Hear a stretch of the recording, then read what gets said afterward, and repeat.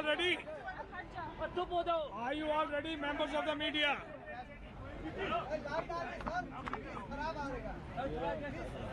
अब कहाँ शिफ्ट करोगे?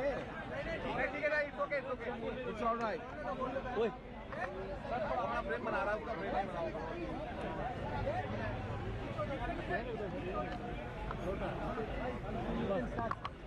Okay. Members of the media, जैसे हमने आपको बताया था, अभी हमने रक्षा मंत्री का वन रैंक वन पेंशन के बारे में स्टेटमेंट सुना है। मैं हम सब की ओर से आपको प्रतिक्रिया दे रहा हूं। As it looks on the first को रक्षा मंत्री ने बोला है कि वन रैंक वन पेंशन जो 40 साल से नहीं हुआ, वो कॉन्सेप्ट को गवर्नमेंट ने अप्रूव कर दिया है। This is the first statement that he has approved one rank one pension scheme to be implemented. According to him इसके ऊपर 8,000 से 10,000 करोड़ रुपया सालाना खर्चा होगा। दूसरा, उन्होंने बताया कि ये 1 जुलाई 2014 से लागू होगा, जो कि पहले सरकार ने 1 अप्रैल 2014 से अनाउंसमेंट किया हुआ था।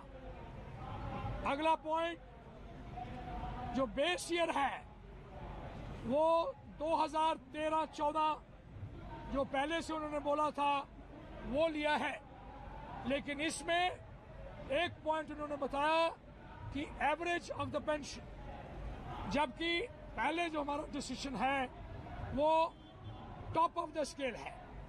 इसके बारे में क्लैरिफिकेशन का जरूरत है। अगला पॉइंट उन्होंने बताया कि ये हर 5 साल के बाद रिविजन होगा इसका, और उन्होंने ये भी बोला कि हम डेफिनेशन को एक्सेप्ट करते हैं।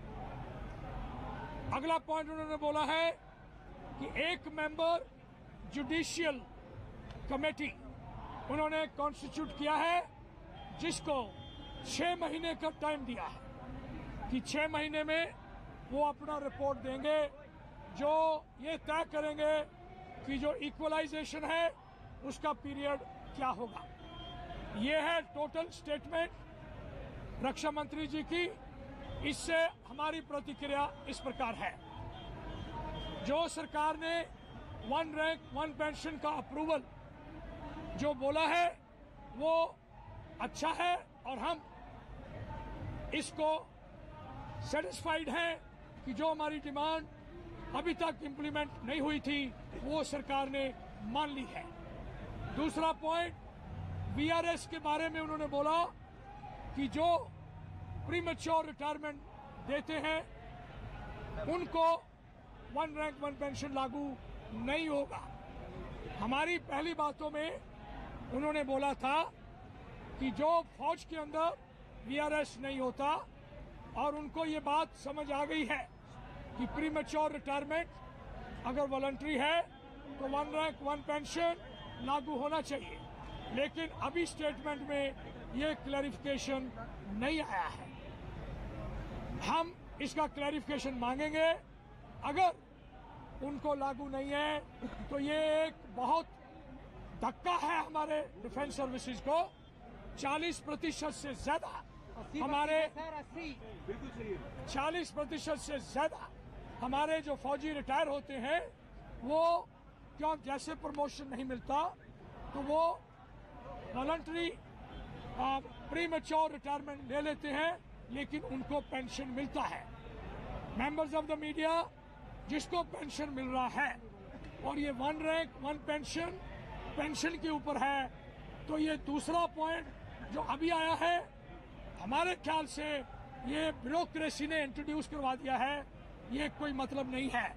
डिफेंस सर्विसेज को ये लागू नहीं होना चाहिए और हमको ये मंजूर नहीं है। ऑलराइट, अगली बात, जो उन्होंने 1 मेंबर जुडिशियल कमीशन ये इक्वलाइजेशन के लिए बनाया है, उसका 1 मेंबर और 6 महीने, उसको हम टोटली रिजेक्ट करते हैं भाई। वो हमको मंजूर नहीं है, क्योंकि 6 महीने में क्या 1 मेंबर, वो भी जुडिशियल, जिनको हमारी कंडीशन या हमारे के बारे में कुछ मालूम नहीं है।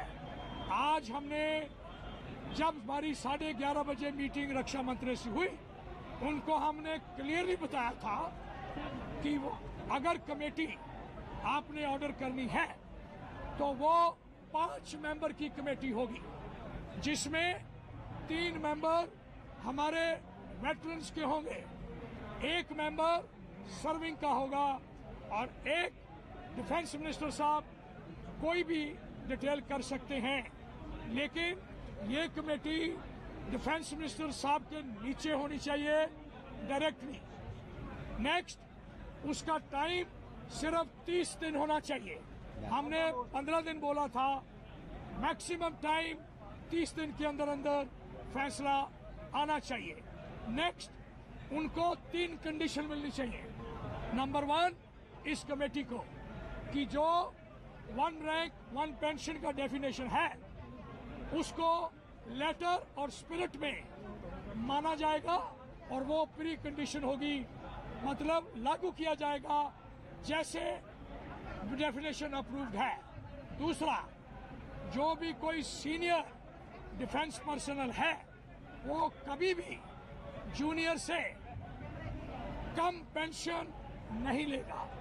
तीसरा, जो जैसे जैसे दर बदली होगी ऑटोमेटिकली उसी वक्त वो दर सारे पिछले वालों को पास कर दी जाएगी। इसलिए हम ये 5 साल का टाइम है उसको भी टोटली रिजेक्ट करते हैं, क्योंकि जैसे हमने कल भी प्रतिक्रिया दी थी, ये सिलेक्टिव लीक कल प्रेस से हुआ था, वो 1 रैंक 5 पेंशन होगा, जो कि 1 रैंक 1 पेंशन नहीं होगा। हम सरकार से पूछना चाहते हैं, हम देशवासियों से पूछना चाहते हैं और उनको बताना चाहते हैं कि NFU जो हमारी डिफेंस सर्विसेज को लागू नहीं है, उनको हर साल जो लेटेस्ट पेंशन होती है वो लागू हो जाती है। उनके लिए अगर हर साल NFU रिव्यू हो रहा है तो फौजियों के लिए क्यों ये बंदिश लगाई जा रही है। दूसरी बात, अभी तक वो अभी 1 रैंक 1 पेंशन का हिस्सा नहीं है, बाद में आएंगे। हम कुल टोटल सिर्फ 1 पॉइंट सरकार का जो है कि उन्होंने इम्प्लीमेंट करने का मान लिया है, वही हम उसको एक्सेप्ट करते हैं और धन्यवाद करते हैं सरकार का। बाकी सारे के सारे पॉइंट हम रिजेक्ट करते हैं और इस हालत में हम नहीं सोच रहे कि ये फैसला आज सरकार का ऐसा फैसला है। जो सरकार बोल रही थी कि हमने फौजियों के सभी पॉइंट मान लिए, हमारे हिसाब से उन्होंने 1 पॉइंट माना और 6 पॉइंट निकाल दिए। हमारे हिसाब से ये जो डिसीजन है वो उससे पूरी तरह से हमारी कमेटी और हम सभी पूर्व सैनिक पूरी तरह से सेटिस्फाइड नहीं है। Thank you. You can ask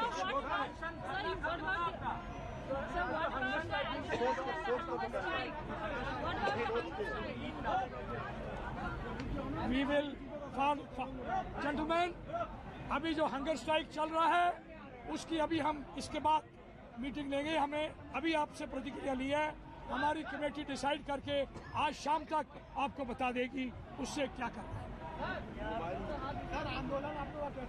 हमने बोला है कि उसका हम प्रतिक्रिया थोड़ी देर में देंगे, क्योंकि 1 पॉइंट माना है और 6 पॉइंट नहीं माने।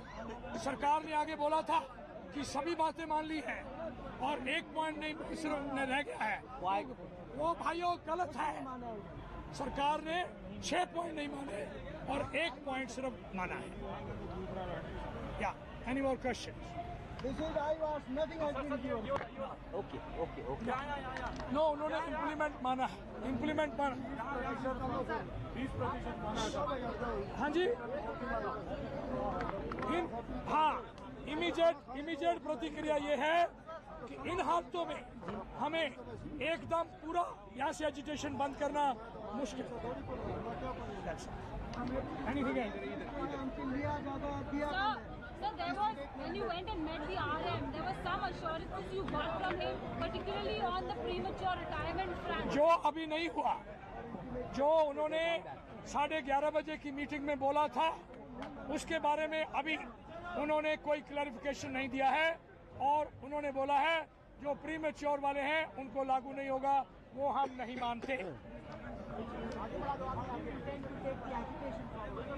I think we'll have to carry on. We'll have to carry on our agitation, but we will take a decision.